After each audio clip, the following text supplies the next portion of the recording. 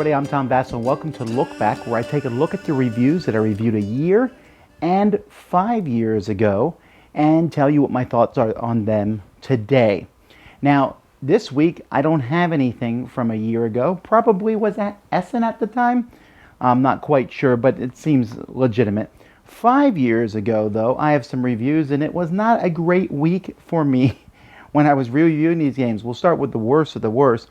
Sam and I took a look at Seminary A, which was kind of like a tile-based Summoner Wars where you fight each other, but was so slow and so plotting, and it was just awful. And the only reason here I'm dropping the rating a bit is because what's the difference between a 2.5 and a 2 anyway? I also took a look at Quest, A Time for Heroes, and this is a weird game that was actually published by Z-Man Games.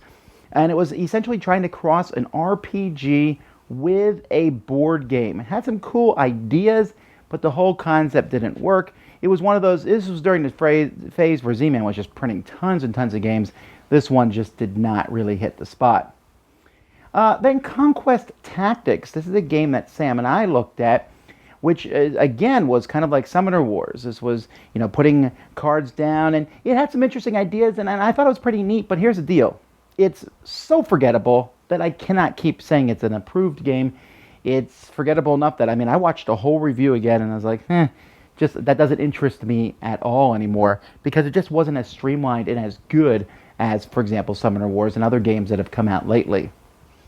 Then we have Heroica. Melody and I took a look at this one. This was the Lego game, like an RPG. Very, very light. And my rating reflects that. It's good for what it is. I'm actually really disappointed that this line didn't make billions of dollars for Lego, which is why they haven't continued to reproduce it. It's too bad, because it was a cool idea, and I think it was a cool intro for kids. You play this, and then you're like, okay, now let's advance on beyond that. Then we have Ticked Off. This is a party game from R&R. R&R makes a ton of party games. This is obviously one of the more forgettable ones, but I thought it was an interesting idea where you're writing down, and there's two categories, and you pick which category you're writing the answers down, hoping that people are picking the other category, and if they, so it's kind of like a twist on categories with a really annoying timer.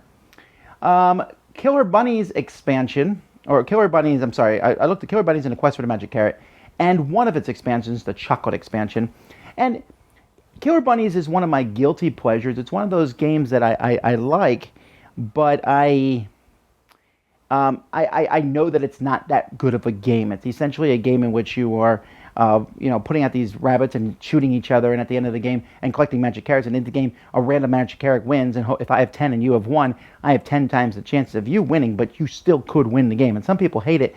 And again, I know it's not that great, but I love the in-jokes. I love it. It's my munchkin that I like. I don't want to play it all the time, and as you can see, nowadays, I would not want to play it nearly as much as I did back then, but it's probably a bad game, but I still kind of like it. So anyway, that's a look back at 5 years ago. Thanks so much for watching. We got several reviews coming out this week, so you can see those soon enough. Tom Vassell out.